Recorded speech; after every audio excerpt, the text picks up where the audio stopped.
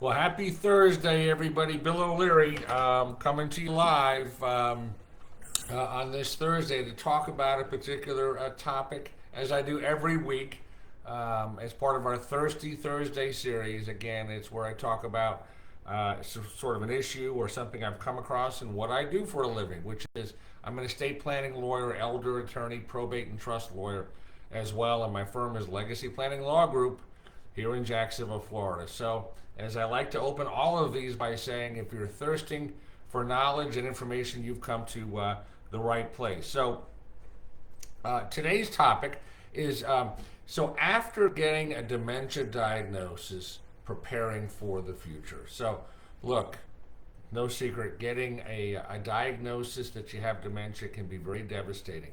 And those that do receive this news, they may start to worry that they're going to lose control over their life and lose control over their ability to make decisions. Fortunately, just because you've been diagnosed with dementia doesn't necessarily mean it's too late to execute important legal documents to sort of prepare ahead and create plans for your future finances and health care.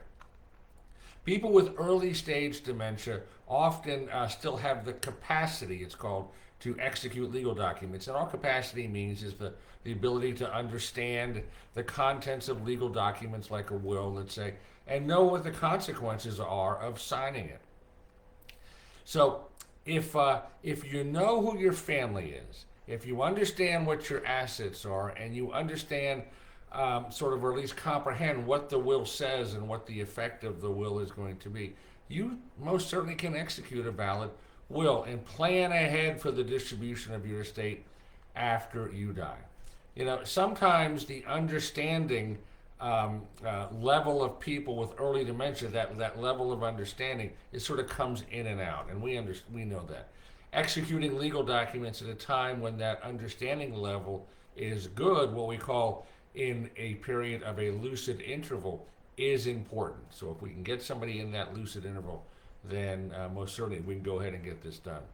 Here are some important legal documents to put in place once you've been diagnosed with dementia. First, a healthcare surrogate designation. This is where you appoint a decision maker, what's called a surrogate, to make healthcare decisions for you if, let's say, you become incapacitated.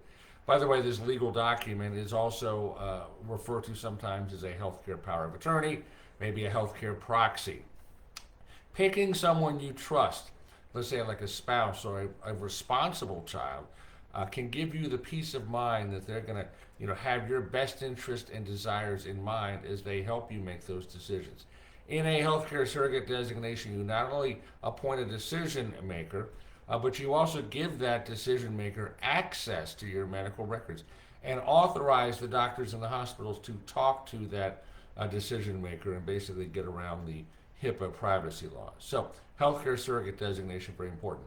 Living will, also important as sort of an added layer of protection. This is also sometimes called an advance directive, where you can state your desires regarding medical treatment. Let's say you're not able to communicate with your physician, you have a terminal condition, end-stage condition, and there's no hope of recovery, and the doctor further determines that to give whatever medical treatment or procedures being considered, if all that's going to do is prolong the dying process, then the living will would basically say, don't put me on that machine. Living will, very important. A financial power of attorney. This is where you can select a trusted person to help you manage your financial affairs. Financial affairs, if the disease, it gets to the point that you can no longer make financial decisions on your own. Your financial agent, as it's called under this document, can manage your money, pay your bills on your behalf. Although importantly, they can't use your money for their own personal benefit. Important limitation. By the way, this is also known as a durable power of attorney.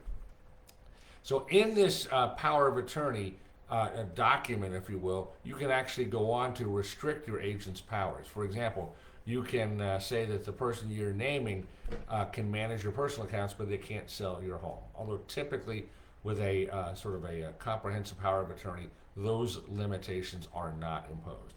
How about long-term care planning? So after a dementia diagnosis, you should think about whether you'd like to receive long-term care at the home or in some sort of long-term care facility, and whether you intend to apply for Medicaid to get some help. And if you do want to get on Medicaid, you might need to prepare your finances ahead of time so that you can be eligible when the time comes. So talk to a good elder law attorney like us here at Legacy Planning Law Group to engage in what we call Medicaid planning.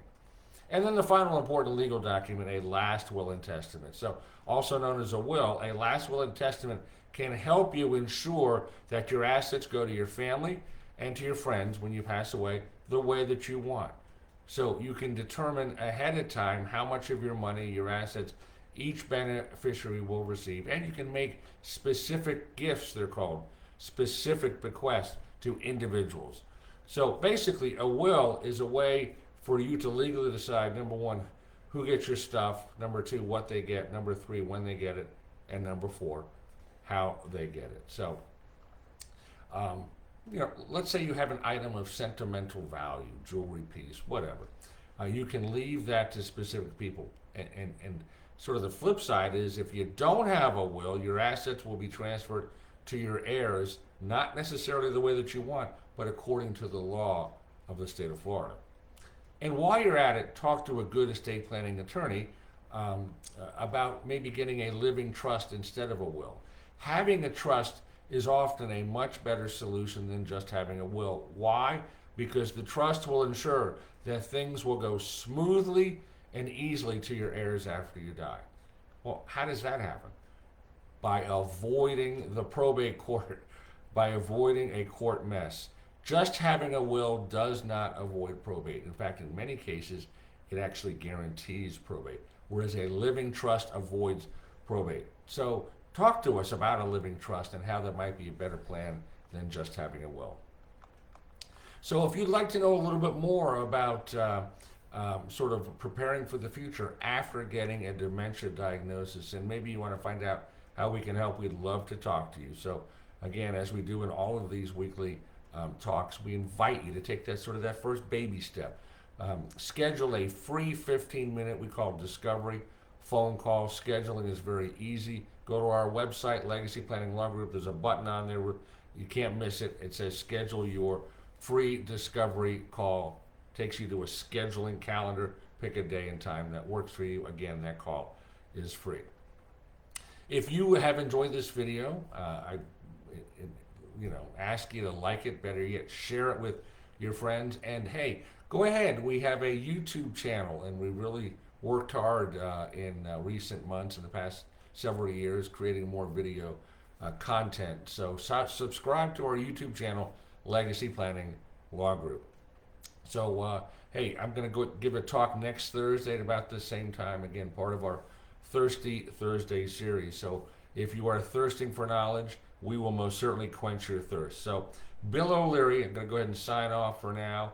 Make it a great weekend. Go make it a great day, and make it a better world.